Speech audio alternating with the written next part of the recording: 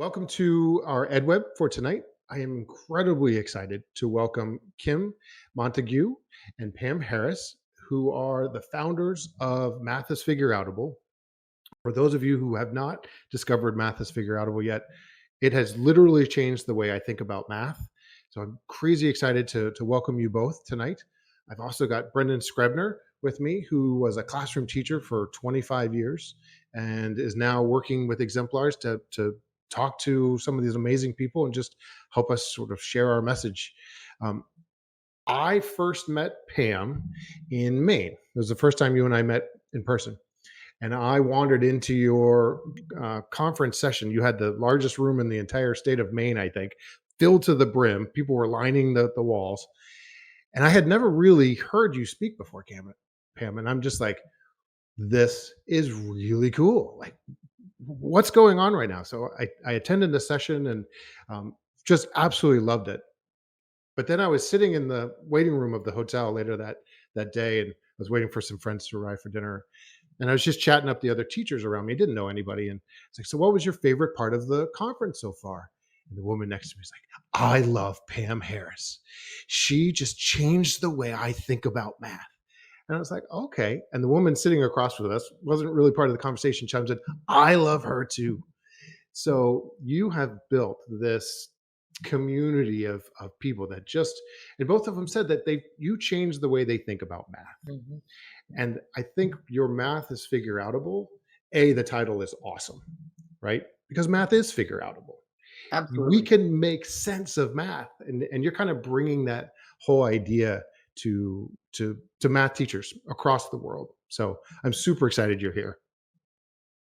Well, I'm super excited that you're having me and my co-host Kim. So Kim and I co-host the podcast, the Math is FigureOutable podcast. We'd love to have everybody join us there.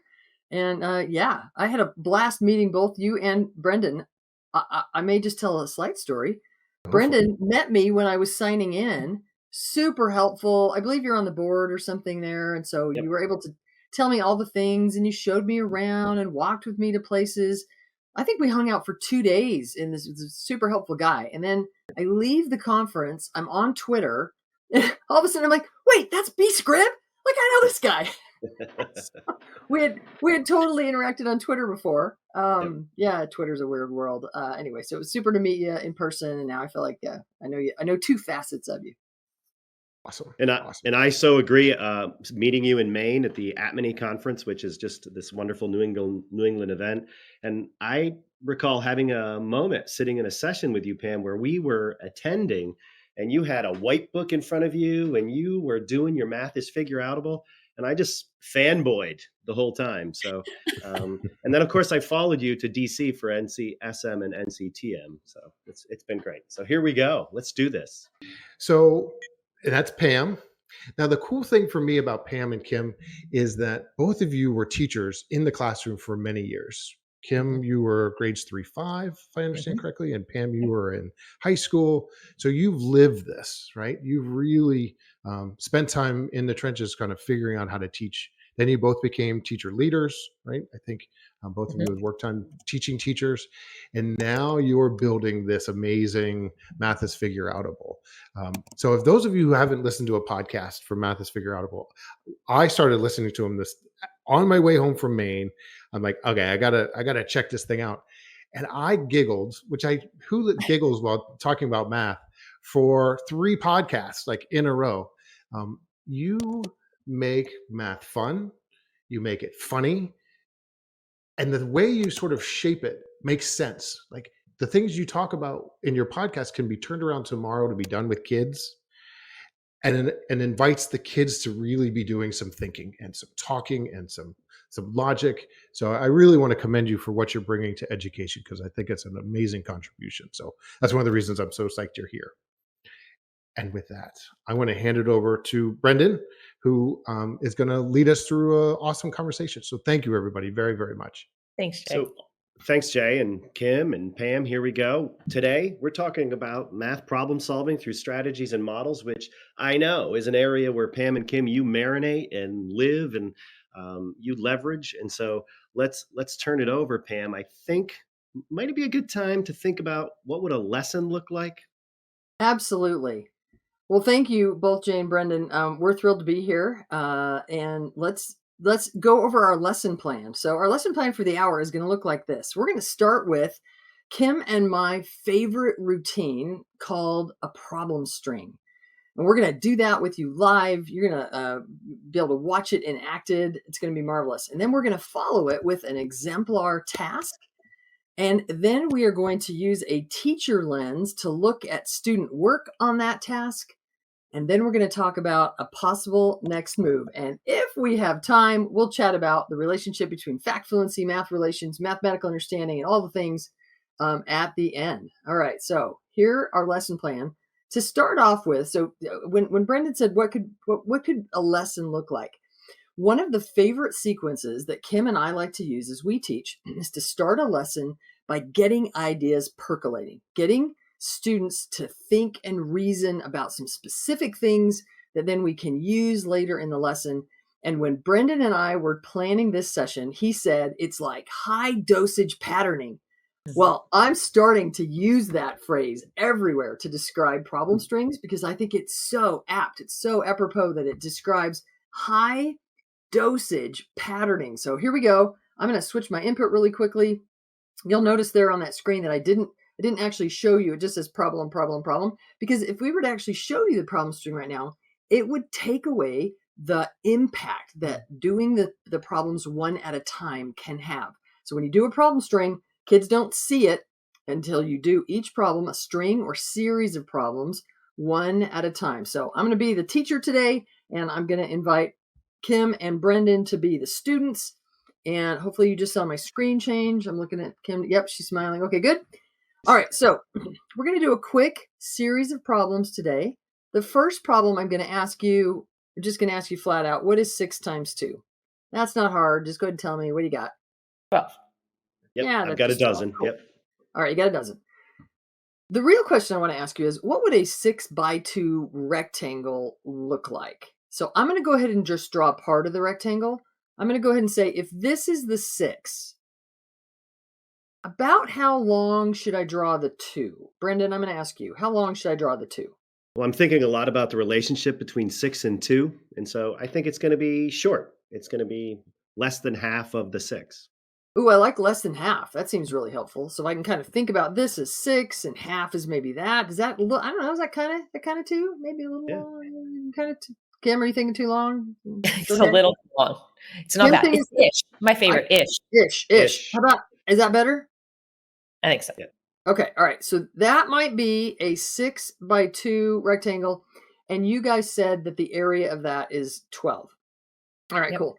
Next problem. What would the area of a 6x1/2 look like? Don't tell me the area yet. I really just want you to focus on what the rectangle would look like. So, Kim, start us off. Don't tell me the whole thing. If you just sort of start us off, what would the rectangle look like? It's going to have the same side of 6. So still as long. There's going to be sort of the 6 thing going on. Is that close? Mm-hmm. Yeah. Okay. Maybe a little longer. Okay. And then, Brendan, you want to pick up from there? What would the half absolutely. I'm thinking about half is less than 1. And I know that before we looked at 2, so half of 2 is 1 and half of 1 is a half. I mean, it's tiny. Like it's like a fourth, right? A fourth of that too? Nice. And let me rewrite that because it looks terrible. So kind of like tiny. It's like, so then if that's the rectangle of a 6x1/2, what's the area of the 6x1/2? And I wonder if there's anything up here that could help you kind of think about the area of that 6x1/2. I don't know. We'll start with you, Brendan. What are you thinking about? Yeah, I'm thinking about the width of the second rectangle is 1/4 of the width of the upper. So the area is probably 1/4 of 12. Which is? I think it's 3. How do you know 1/4 of 12? Well, I think about a clock, and the clock has 12, and 1/4 of 12 is 3. Oh, totally nice. Kim, do you have another way to think about 1/4 of 12? Yeah, you can think about a half of 12 is 6, and then a half of that is 3. And if I were to kind of do that half thing that Kim just did, we could almost look at this 6x2, and we could kind of do what Brendan was saying earlier when he thought about that 6x1. And the 6x1 would have half of the area. That would be like like a 6 by 1. So I can almost even kind of sketch that in here that like the 6 by 1, that would have a whole area of half of the 12, which would be 6. And then Kim's like, but then we got to cut that in half. And so that could have an area of 3. Okay. So several ways that we can kind of think about 6 by 1/2, the area of 6 by 1/2. I'm a little curious. If we were to think about a half of 6, 1/2 of 6, is that also 3? So a few ways that we can think about that 6 by 1/2 or that half of 6. I'm going to go ahead and Yeah. get rid of those little extra guys there. We kind of have the area of that 6.5 is 3. Cool. The next problem I'm going to ask you to think about is, what would the area of a 6 by 2.5 rectangle? What would the area of that rectangle be? So everybody thinking. Now, usually if I'm in a class, I'll ask people to give me a thumbs up when they've had a chance to think. So Kim, I'm going to let you start this one off. Okay, so we just did the 6 by 2, so that's the area of 12, and then we did 6.5 by 1/2. So 6 by 2.5 is just those two pieces put together. So I'm picturing the second problem being scooched over and around to the side of the 6 by 2. When you kind of said put them together, I kind of pictured that you were going to but then you said something about scooch. Can you say more about that? Or Yeah, Brendan, Brendan, do you understand what she means by Yeah, scooch? what I think Kim is saying, and I absolutely love scooching in math class. And so taking that 3, that unit of 3, and sliding it over and attaching it so that the 6 height is paired up. And we just extend the 2 to 2.5.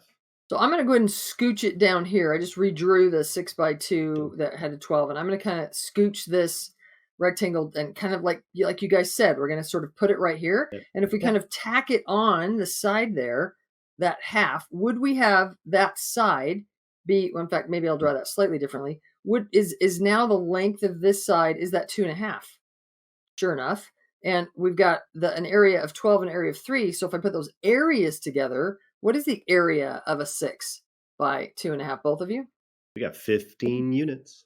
Looks like we're adding those guys together. We got 15 units. Cool. Next problem. How about if I were to ask you an 8 by 4 rectangle? 8 by 4 rectangle. So everybody thinking what that would look like. Brendan, will you start us off on this one? What would the 8 by 4 look like? I'm thinking 8 by 4 is 32. It's 8 high and 4 across. And I learned that I'm going to draw that 8 longer than that 6. Yeah. And then can you describe the 4 in relation to the 8? Is it Kim describing? Go ahead, Brendan. You keep going. Oh, well, the 4 is half of the 8. All right. So maybe that. Sure. Yep. 4 is half of the 8. And you said the area was 32? Yep. All right. Nice. How about 8 by 1/2? Could we draw that rectangle? Mm-hmm. Kim, give me an idea of what 8 by 1/2 would look like. So just like before, I think it's going to be smaller than the width of 4. It's going to be significantly smaller. Well, would be kind of that same half that we had over here on the 6. Yep. You could kind of think about that. I don't know. That looks a little skinnier, doesn't it? Pretend those are the same skinny. Ish, Pam, it's ish. It's ish. So now the big question is, what would the area of an 8 by 1/2 rectangle, what would that look like? Brendan's kind of doing. We're scooching. Oh, we're not scooching yet, Brendan. We're just 8 by 1/2. You are sorry. going. I know where you're going. I got like Texas excited. You are Big excitement. 8 by 1/2. Is anybody thinking about an 8 by 1 to help you think about an 8 by 1/2? Brendan, can you talk about that? How are you thinking about an 8 by 1? Well, I'm thinking about an over strategy, and I know that 8 times 1 is 8, and half of that would be 4. So if all of that's 8, then half of that would be 4. So you're saying an 8 by 1/2 would have an area of 4. And then Brendan wants to scooch. So if we were to get this, if the next problem, great guess, was 8 by 4.5, he's like, let's just scooch that guy up here. I am going to actually just scooch this time. Oops, kind of draw that. There's that half. So 8 by 4.5. Let's see, that was an area of 4. So what would the area of an 8 by 4.5 be? Kim, go ahead. 36. So that 32 and that 4 together, you're saying is an area of 36. 6, cool. Hey, when we've just done this string, I kind of gave you a rectangle to start with that, like we've been doing a lot of multiplication in class lately. You've been thinking about 6 times 2 and 8 times 4. You guys have those multiplication facts you're thinking about. Nicely done. We had to think a little bit about some things by a half, like a dimension by a half. And then we kind of put them together. Nicely done. What if I don't give you the pieces? What if I just give you flat out that sort of last problem and I ask you, could you create the pieces? Like I came to work unprepared today. I didn't, all I have is kind of the next, if I were to say that the next problem is something like 4 times 3.5, what could the pieces be? All right, so I'll start with Kim. Kim, what could one of the pieces be? I like a 4 by 3. And what's the area of a 4 by 3? 12. Okay, and then Brandon, you get another piece? Yeah, I'm going to hit that 4 by a half, which is 2. 4 by a half, and you're saying that's 2. So there's this is 4, and there's the half. 4. No, that's not a half. Pretty wide. That was pretty wide. Oh my gosh. Okay, I can do it. Everybody cheer me on. Is that that's the squirreliest looking rectangle ever. And you said the area of that was a 2. So are we going to scooch again? We can scooch? And Yeah, we're composing, right? Yeah. Okay. Instead of So decomposing, yeah. if we have that 4 by 3 and we tack on that little half over here, you guys said that was 12 and 2. And so the area of a 4 by 3.5 is 14. 14. What do you think? Yeah. All right, cool. So, Brendan, well, actually, let me point out a couple things about the string. Maybe I'll ask you, Kim, are there some things that you would want to point out that maybe were purposeful? Like, are there some things I did that were just kind of random, or like, yeah, what are you thinking about? Yeah, for sure. Your models, using an area model to represent the area, you're thinking about dimensions, and they are proportional, right? So we joke about ish, but it's really intentional the way that you're representing, and the dimensions being like the half is a fourth of the 2. And then when you put them together, it still maintains those same spaces for the third problem to help kids make sense of those pieces being put together. Absolutely. Brendan, I'll just shoot you. Is there anything that you noticed that you want to just bring up that you think might be purposeful in what we just did? Yeah, I think totally the intentionality of this problem string, and that it was built with a reason, starting with whole numbers, and then the specific modeling, like Kim said, and the precision of the height and width, and that we were taking whole number and fractional part, and we were composing and adding them together. And there's a whole lot of language in here, like factors and divisors that exist in the area model, and I see in the chat blowing up. And I'm really thinking about how this extends into high school. So I'm noticing in the chat, Liz mentioned something about completing the square. Absolutely. Yeah. So in high school, we can, if we got kids really thinking and reasoning about area, completing the square makes a whole different kind of sense than if we're just doing this kind of algebraic step-by-step procedure. Absolutely. Yeah. There's Kim, one I want to raise another one if we have time. Yeah, I'm not absolutely. Yeah. Yep. So, the structure of the string that Brendan's talking about is super important, but also some of the teacher moves I think that you do that make it seem seamless.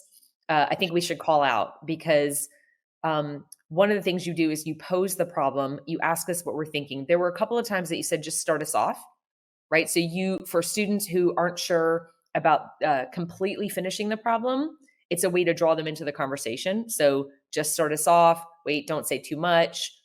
Gives others a suggestion of a way to get started, also draws in kids who haven't finished the problem yet. And one more that I want to mention is that when we give you our responses, you repeat back, oh, you think it's this? Very neutral, very repeating back, did I hear you correctly? You think it's this, but not acknowledging whether it's right or wrong. We spend a lot of time as teachers, I think, saying, good job, you got it. But withholding that a little bit is intentional, so that you are just reflecting what kids are saying. Yeah, absolutely. It is intentional for me not to go, yes, right. And then also for me not to go,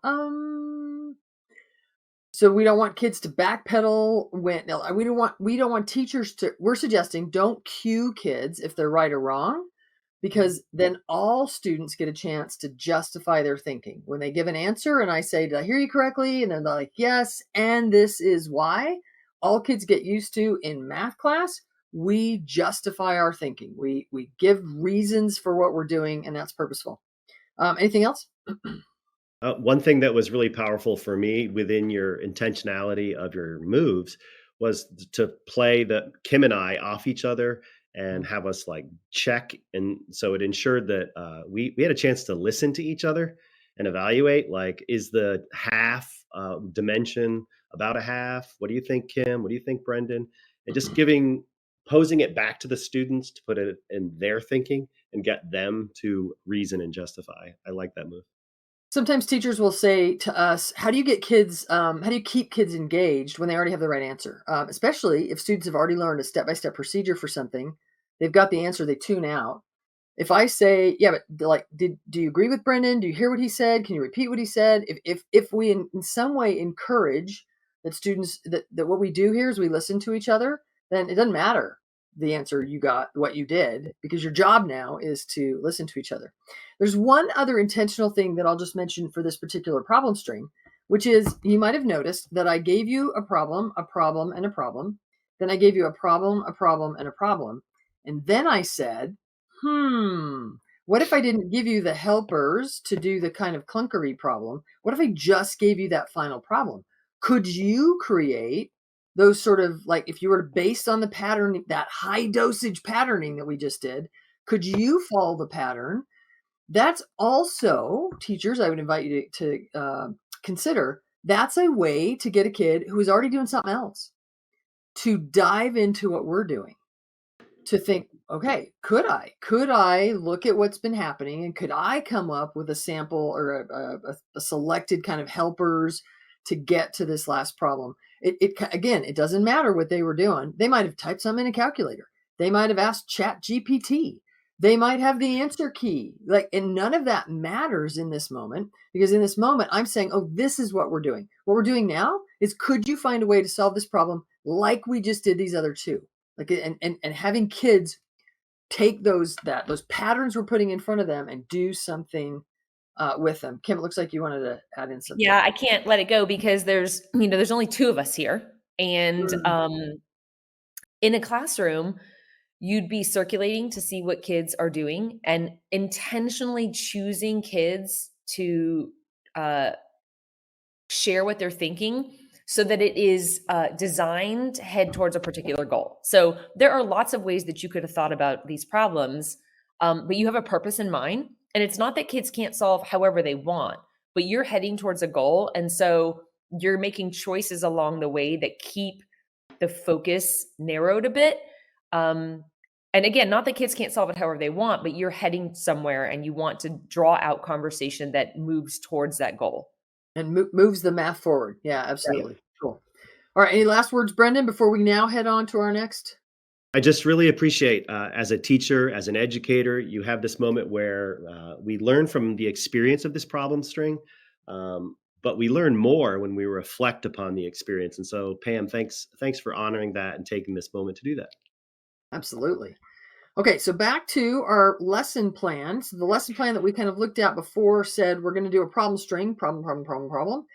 I'll show you that problem string now. So this is the string that we just did. I've kind of listed it out there. Notice again that like we said, it has a problem, we put them together, a problem and a problem, we put them together. And then there's that sort of problem without helpers. What could you do? It's a purposefully designed sequence of related problems, helps students mentally construct, it says numerical there, it could really say mathematical relationships, and nudges them towards a major efficient strategy. You'll also notice that the teacher represented student thinking.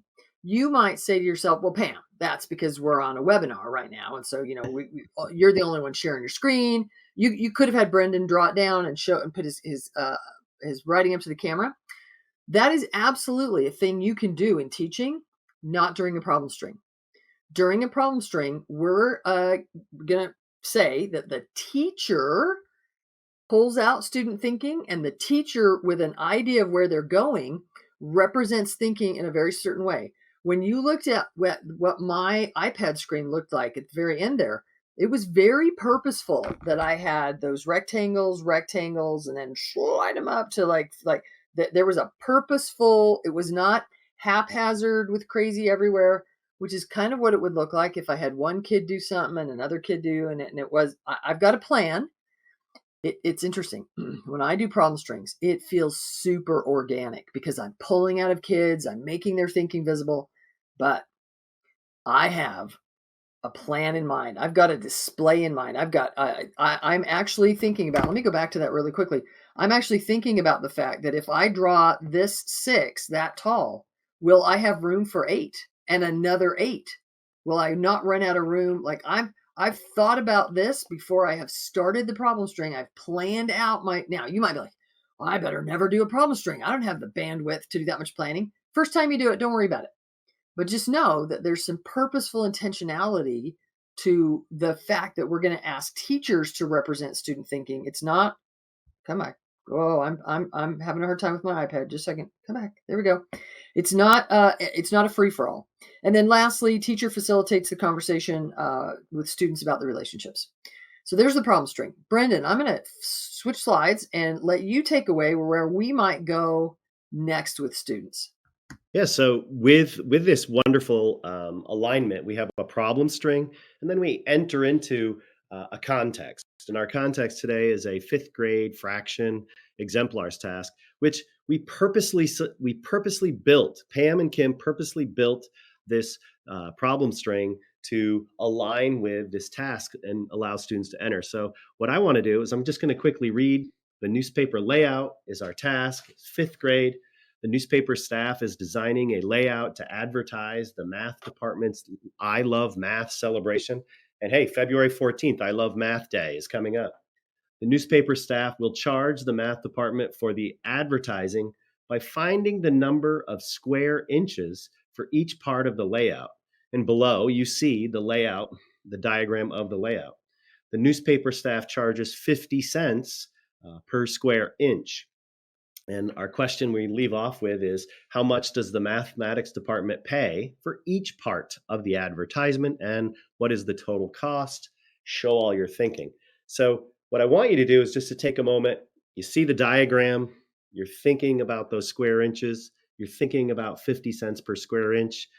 In your mind's eye, play around a little bit. How would the problem string and how might that be relatable, as Pam and Kim would tell us, to this diagram? Well, let's just give them a moment, everyone a moment to do some thinking.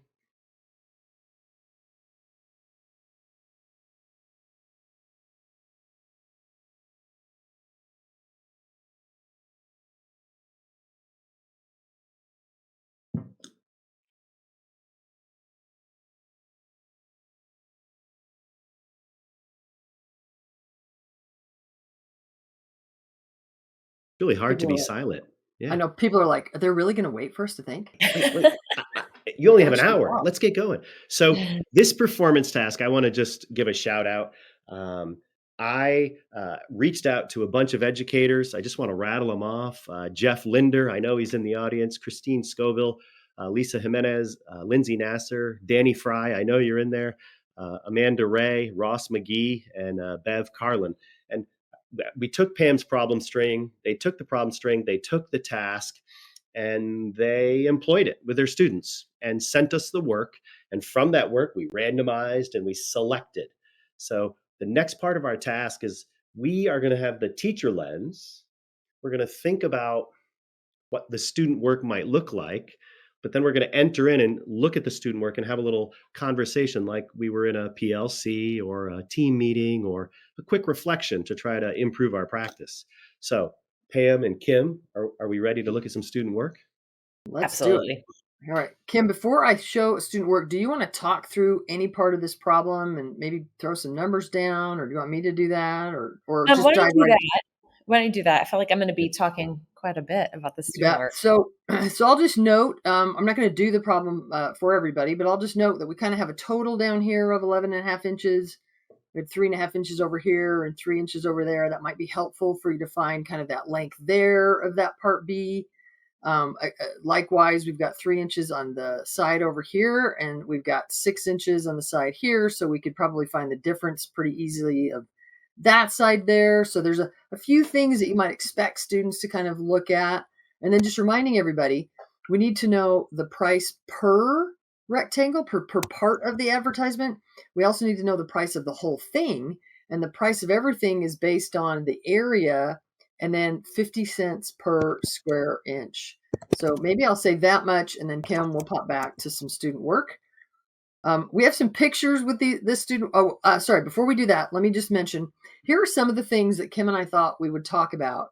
We may hit all of these with each piece of student work. We might just do a few of them, but what strengths did the students' work demonstrate about their understanding of the task? What would you like to learn about what the student knows? What questions, especially advancing and assessing, might you ask for the student to better understand their thinking? And then ask of the student, and what could we do next with the class to move the math forward? We're going to leave that last bullet to the end because we're going to see 3 distinct students, and we're going to talk about kind of them and their needs. But then we're going to be real that we are, most of you are a teacher that has a whole class. And so if you've got kids all over the map, what do you do next? Do you then come up with an individual lesson plan for each student? I mean, some people might do that. We're going to be maybe a little more realistic. Is that a good word? And suggest some ways that we can move the entire class forward. So we've got some great pictures here of some students who actually did do the task, but we're not suggesting they actually, this might not be their student work, though it might be. All right, Kim, take it away. What do we see here? Well, before we get started looking at the student work, Brenda, I'm really glad that you gave us the time to look at the problem first. As teachers, doing the work that we're suggesting our kids are about to do gives us some insight into how they might tackle the problem. So anytime you have the opportunity to throw out a rich task, but do it yourself first, I think will set your mind around some strategies that your kids might be using. And then, Pam, the questions that we're asking are very asset-based, which is important. It's about, what do we notice the kids can do? What are we wondering about? What questions are we going to ask them so that we can move their math forward individually and as a collective group? What can they do? Yeah. We probably will notice some things that we want to nudge them towards. But we're going to talk about some students here, and I'm super excited about it. Analyzing student work is probably my favorite thing to do. So I have notes all over my papers here. So here's our first student. And maybe we can just pepper in together some of the things that we noticed. I definitely see some evidence of some organization here, right? This chart that they've created at the top. They're definitely thinking about, I've got to find the area of each piece. I've got to find the cost of each piece. And then we see over to the right, the total. I have a lot of questions. So I am interested to have us look for just a moment at, let me go first. Pam, to the very right of the paragraph where they say they know they're correct. Confidence, I love. So there's an 8.5 times 3. And we see right below that 8.5 times 3, we see the 24 for the 8 times 3. But then right underneath that, we see a 1 and some total that's kind of scratched out. And down right below that, I've drawn an arrow where we have 34.5 times 50. And we have a 34 times 50 to find the half of 34 to get the 17. But if you look over to the left, there's no what happens with the 1/2 times 50. So it seems to me, and I would have some questions that I want to ask them about when they got started trying to use a traditional algorithm to solve a fractional amount times a whole number. They're a little unsure maybe of what to do with that fractional part. But I was intrigued when I looked back over to the right of their original traditional algorithm for 8.5 by 3. I'm very intrigued with what I see there because I then see that 8 times 3 is 24. And below that, I see the half times 3 is 1.5. So I'm interested to know what made them think of that particular portion. So I'm imagining, and I want to have a conversation about, do they think that they need to do a traditional algorithm? But when they're unsure what to do they fall back into, what do I know? and they maybe think about the problem string that they had just done, where it was finding some partial products with the whole numbers and then the fractional amount. So I circled that really big, and I said to myself, what made them think of that? I want to know if the string impacted their work. I want to know if they just happen to know any of those pieces. But I'm intrigued about not really sure about the traditional algorithm. I'm also very much interested in over to the left side where it has 25.5 by 50. Because in that moment, we do see the half times 50. And I don't see a decimal there, but I'm imagining that they're thinking about 50 cents. The half times 50 is 25 cents. And then we see the 5 times 50 is 250, and the 20 times 50 is 10. So I'm wondering, is that something that evolved after they started messing with the traditional algorithm? Is that where somebody interceded and said, here's how you can record the traditional algorithm? I'm not really sure what the nudge was, but we see a couple of opportunities where they maybe weren't sure, but then did have some success with that. The most interesting part to me was when we go back up to the chart where it has the area and the cost, just the second, the third and the fourth entries there. It appears to me that they're thinking about some things that we might be able to nudge towards a ratio table, which is one of our favorite models for multiplication. And so I would really want to have some conversation about those sections right there and ask kids about the relationships that are happening. Yeah. Yeah, and I'll note they did an awful lot of work about multiplying with the halves and everything, and then this 50 is super interesting to me. And I Yeah. wonder, I think a thing maybe we don't know is how they went from this area to that cost. Yeah. And Nice. do they notice a relationship there? I'd be super curious to know how they went from here to here. Yeah. I think we can see this total. Yeah, go ahead. Yeah. Yeah, I'm glad you went to the total. I'm sorry, Brendan, go ahead. yeah, I'm really thinking also, yeah, area and cost, this rough draft thinking that the student did, and thinking about how did they connect to the problem string. Um, you'll see in the bottom center 11 multiplied by 3, 1/2 multiplied by 3. They've got a little bit of that equation going, Mhm. and they saw some of that value from the problem string, but there's also that lingering residue of these stacking algorithms. Mhm. And again, this was a one dose. This was not a high dosage Well, patterning. and I may have maybe just misspoke a second ago when I said we're not sure about the relationship where they got it. Like Yep. clearly we can see that this 25.5, they said it's 50 cents. And so then they did the multiplication and they got from this 25.5, they got that 12.75. I think what I meant was, can they see a relationship between Mhm. 25.5 and 12.75, 21 and 10.50? Maybe easier to see 9 and 4.50. Like, is there actually this half relationship happening? Do we have to multiply by 50 cents? What is, yeah. Right. And that would be, that might be a place we'd be interested to go. Next, I'm aware of the time. We probably better look at the second student Yeah, work. let's Is look that at good? number 2. All Yep. right. Here, Got some here is thoughts. another student's work. There's so much to say about each student. I know. I want to meet these lovely teachers' kids. Yeah. Okay, so our next student, I'm going to go straight to what you were asking about for the first student. Right in the middle, we see a 90 divided by 2. So 90 is the total area, and 45 ends up being the total cost. So I'm intrigued. Right in the middle there, we've got the 90 divided by 2, and I wrote 50 is half of a dollar, so you can divide by 2. And I'm curious if that's what the kid said. Right underneath there, we see some erasure that's happening. And they did seem to find in the algorithm to find the sum of 90, but then erase. I'm not sure why. The most interesting thing to me about this is that we have a student who is able to find the missing side lengths, although we don't see those lengths written down. They know how to find the area, and they do have the total cost. I don't see the total cost of each of the parts, which is interesting because they do have the total cost of the entire ad because they know the area of the entire ad. So, I love exemplars because it offers a lot of opportunity for a lot of questions. As a teacher, I have some insight into their learning, and I'm going to be honest, I'm not going to have too much of an issue with every single question being answered on every single paper. Yeah. I love that there are lots of ways that you can go with this. The most interesting thing to me is that we see kind of the same thinking for each of the areas.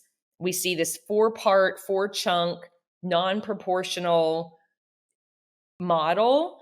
So I wouldn't call it an area model because it's not representing the area. But you each say of that, those, you say that pardon me? because this is a length of 6, so that should be longer than a 3.5. Right. Absolutely. And this is 3, and that should be much shorter than 8.5. But they're Yeah. drawing a square. Every time it's a square, every time they're breaking it into 4 chunks. And I feel like Yep. you're gonna have to say more about that. Yeah. So I'm interested in asking them, why are those the pieces that they're breaking the 4 chunks into? So, over to the left side, they've broken up the 6 into 3 and 3, which in a way, I suppose, is nice because then you're going to get the same areas repeated. But I would wonder with them when I sit down next to them, do you know 6 by 3? Do you need to split up into 3 and 3 on the left side? Or could you have kept that 1/6 whole and still break up the whole number from the fraction? But is it in your zone of proximal development to just break up one of the numbers, to slowly nudge from all 4 chunks into bigger, fewer chunks, which is a goal for us, nudging it into more efficient pieces.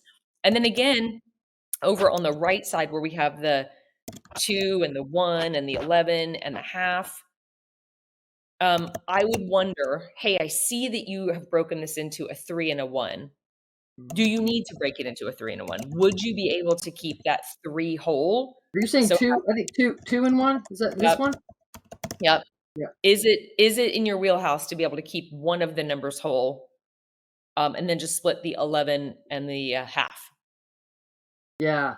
Yeah. Bigger, fewer chunks is going to be a big goal of ours because that's more efficient, it's more sophisticated, and we can do more complicated problems later and not get bogged down in crazy lots and lots of pieces.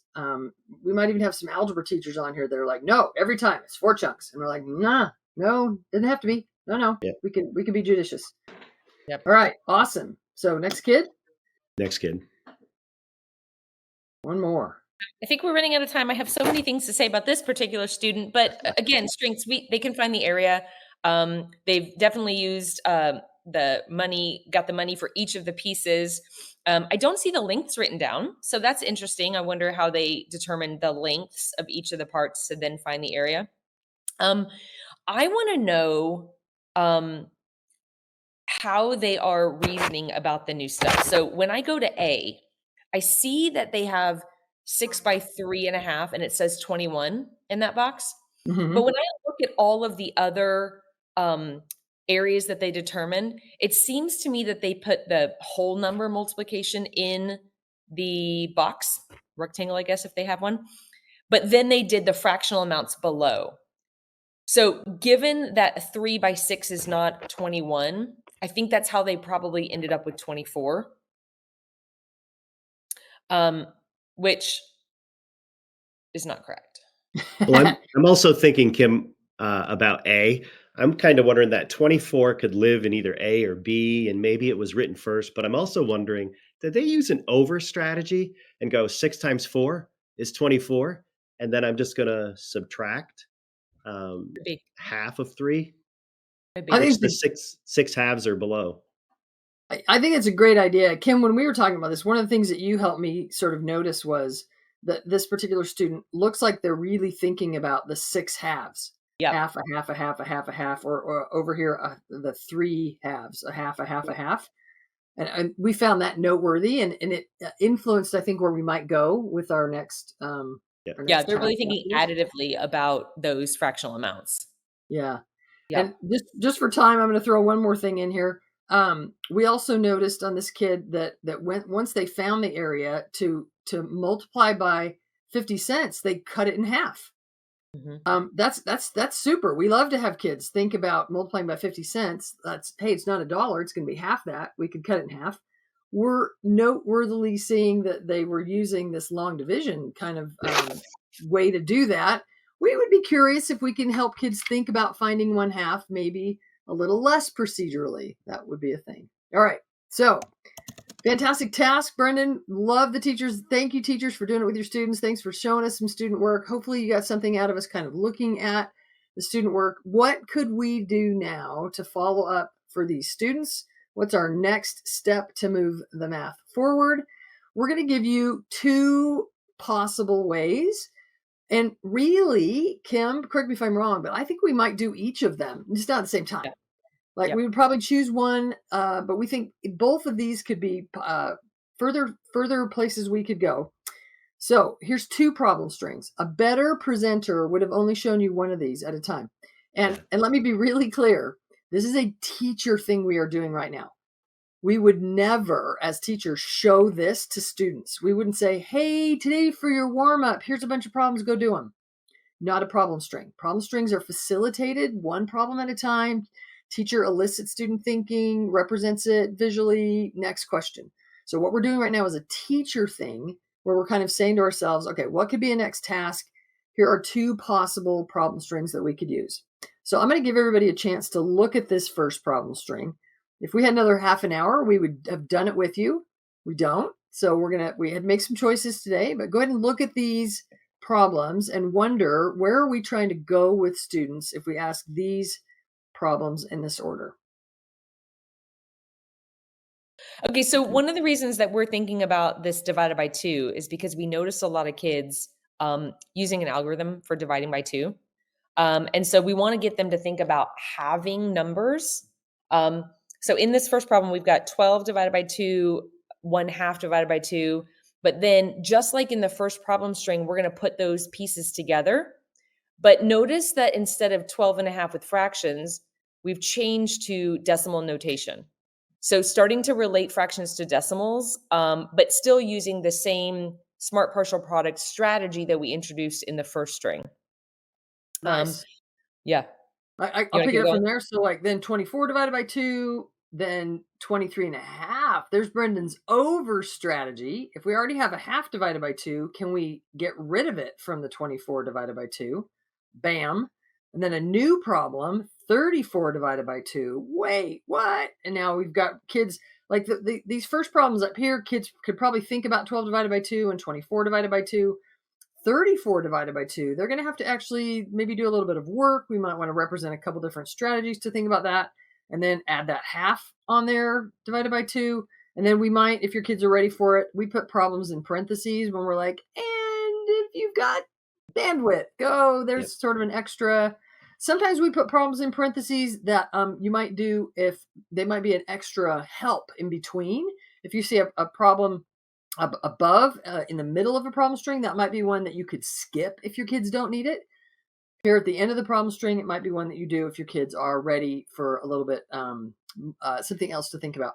Before I move on to the next string, I just want to note part of my research was, if math is not about rote memorizing disconnected sets of facts and mimicking rules and procedures, then what do mathy people do?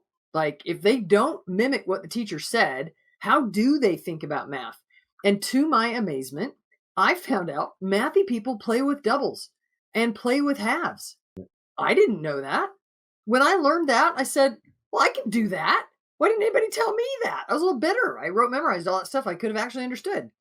So everybody listening today, a thing that you could do with your students tomorrow in 5 minutes is you could say to them, hey, here's a random number, double it, and just start playing with doubling. You could just say double 7 and then go. They might say 14. You might say double 14. They'll say 28. You might say double 28. They might have to think for a minute. Then you get, and then you can just keep going. Another random number, double 13.5. Like, depending on the age of the student, double 1/8. Give them some random number and then just start playing with doubles. Once your students have had some experience playing with doubles, you can then play with halving or halves. It's a funny word in our English. It's HALV, finding half of things. So then you can just throw out random numbers and say, what's half of 6? Well, in fact, ready? What's half of 12? What's half of a half? What's half of 12 and a half? What's half of 24? What's half of 23 and a half? And literally, you're just kind of helping kids get this high dosage patterning with doubling and with halving. Okay. The other direction that we thought you could go with students after this particular task, that the string that we did, then the exemplar task, we could follow that up with something that looks very similar to the one that we started today. I give you a rectangle. I give you another rectangle. We squish them together. A little scooching going on there. I give you a rectangle. I give you another rectangle. And we scooch them together. And then I give you one that you're going to mess with. You're like, Pam, why are you doing something? We've already done that. Shouldn't the kids have already gotten it? Well, we saw the student work. The answer to that is no. Kids still have some things to play with. Kids still have some things to learn. And we would want kids to have more experience thinking about these as rectangles and what those dimensions look like, and using those and getting better at the area model. I'll mention specifically the student we saw who thought about 6 halves.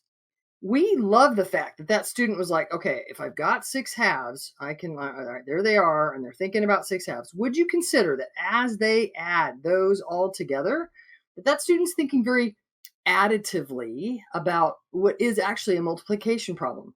Now, that's not a bad thing, but it's an unsophisticated thing. It's less sophisticated than we want that student to grow into. So we could, when we saw this kind of thing happening, we said to ourselves, or that kind of algorithm looking thing where the kid was trying to put a half in an algorithm, we want the students to be able to think about, what does it mean to have a 6 by 1/2 rectangle? If I can think about the area of a 6 by 1 rectangle, then a 6 by 1/2 is just half of that. Bam! And now I'm thinking much more multiplicatively about that relationship, which is where we want kids when they're dealing, especially with fractions, but dealing with multiplication at all. We want them thinking more multiplicatively. Kim or Brandon, is there anything else you would add into either one of these strings? Yeah, I think it's really, yeah, Oh, go so ahead. go ahead, Brenda. Yeah, I want to go all the way back to the exemplars performance task. And one of the things that's really interesting is it's 50 cents. And so this idea of a half or halving is sort of there for the picking, but it was important for the problem string that you designed to lead kids into thinking about halves and then to see if they caught it. So I loved that part of this adventure today. Kim, go ahead. Yeah, and I think that's why we constructed some of the numbers for that first problem string, right? To continue to build that idea. Pam, I want to just mention that you talked about an echo string, but it's never the intention that everybody gets it after one. So it's not like these kids failed the task or these kids didn't catch it. Something's wrong. We got to do it again. We would never suggest that students own sophisticated relationships after one opportunity. So regular repeated experiences with strategies is what we're suggesting. And one of the things that we like about exemplar tasks is that it wasn't 32 cents per square inch. It wasn't 76, though that could have been a follow-up, because if I use 75, it's 3/4, and then, but they used a really specific number and set of numbers that can help students reason in ways that are important. Sometimes I think we have run into the myth in math education that we must teach kids the general solution, that we must teach kids a way that they can get answers to the craziest kind of problem because they know the steps to do it. We at Math is FigureOutAble push back on that. We actually think it is far more important for kids to be able to think about the important relationships and then build their reasoning enough to know when it's time to put it in a calculator, that they can solve any problem that's reasonable to solve out of calculator, thinking and reasoning, because we built their brains using the major relationships. And what we don't do is get stuck in algorithms that have kids then stuck, not thinking, using less sophisticated reasoning than it was intended to build. So well done, exemplars, for doing that. I'll mention that we were hoping to say that the another task that we could do after would be another exemplar task. Yeah, we have a whole library of tasks, over 600 in our K-5, and we have 5th grade fraction problems galore available in our exemplars library. And we would hope that you you, the educators out there, would grab onto a problem string, buy some of Pam's books, open up those problem strings, and really be intentional about which string you use,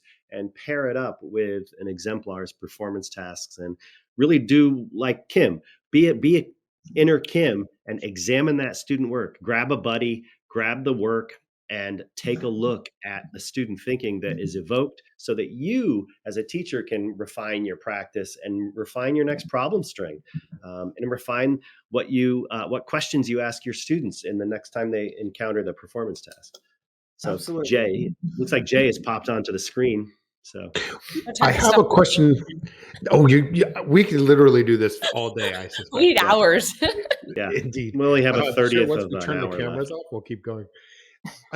Natalie asked, what are students doing while you're doing the problem strings? Are you expecting them to be writing this down? Are they purely listening? What's the student's responsibility during the string? The student's overarching responsibility is to think and use what they know, not pull from rote memory, but like what pings for you, what intuition do you have, and think and reason. If it would be helpful for you to write something down to keep track of the relationships you're using, totally legal. What we don't really want is for kids to be writing something down that they've mimicked, that they learned in the grade before. That's not super helpful. We want them using what they know, but it is completely legal for them to do that all in their head, or to take note of what they're doing in their head so that they can keep track. Their job is to be reasoning, not copying. We really want to keep kids out of copy mode. Mm-hmm. Cool. Kim, our goal at Exemplars is to teach a generation of kids to solve the problems of the 21st century. We believe that mathematics and science and engineering really are the keys to solving a lot of these problems in front of us. What I love about your work is that you're inviting students and teachers into this world of thinking, and to this idea of application of mathematics. It's not just this abstract, here's an equation, give me the right answer, and we're done. It's really, let's think flexibly, let's investigate, let's play. I discovered the beauty of mathematics recently, trying to understand math. I took a master's course in mathematics, and I was like, oh, math is really cool. Like, this base 10 system that we've invented is magical. It explains and helps us understand the entire universe. And as we can give students an opportunity to discover that flexibility that mathematics has, that stretchiness, that it holds any problem you put in front of the math world, it holds. And it's really pretty cool. And I think your problem strings do that in a very magical way. They allow kids to sort of see the relationships, play with the relationships with no expectation other than to kind of play with numbers, which I love it. And it feels like play, but it's the most important math recess ever. Yeah. Well, I think an important question right now for a lot of us in education is, what's the role of math in the 21st century, right? We have calculators in our pockets everywhere we go that I can point my camera at, and it'll give me the answer to any equation. So what's left for us humans? What's left for us in our math classes? And I think we're still investigating that question, and what really we're going to do as math educators. But your work is it's going to be valid forever, because you're inviting kids to think about mathematics and really discover how it's figureoutable. It all does make sense. And really the discipline of mathing, that we can actually math the way mathematicians mathed in grade 2, in 4th grade. Like that we can, mathematicians never just memorize those equations and spit stuff out. They were always playing with numbers. And now that we know that, we can bring that to the rest of the world. What a great mission that we're on, and love partnering with Exemplars. Well, it's been an honor. I'm so happy that I met you in Maine so that I could investigate your podcasts and to just kind of have you in my head, not too much, but have you in my head, just thinking about math with me. It's like, oh, it's a really cool thing to do with some time to just kind of hang out with you guys. Can it be too much, Jay? Can it be too much? Too much all of the anything's time. Not good. Yeah. With all students, all the time, all math, all reasoning, all figureoutable. It's all figureoutable. All All Indeed. figureoutable. Well, Kim, Pam, Brendan, I can't thank you enough. I'm a math guy, so I wanted to point out that at 10 minutes into the session, we had fewer people than we had with 10 minutes left in the session, which has never happened. Usually people kind of, wander away. So it's a testament to how engaging you were that we kept all those people for a full hour. So thank you to all of you. Thank you for all your hard work. I Thank you, know it Pam. took time putting Thank you, this all Kim. together. Thank Thanks. you It's so been so much. fun. Yeah. Thanks, everybody. Awesome. Good night, Thanks, all. everybody. Reach out to any of us. You have all of our emails there, and Exemplars and Math is FigureOutable is here to help any way we can. So thanks. And thanks for being teachers. We greatly appreciate it. Yes.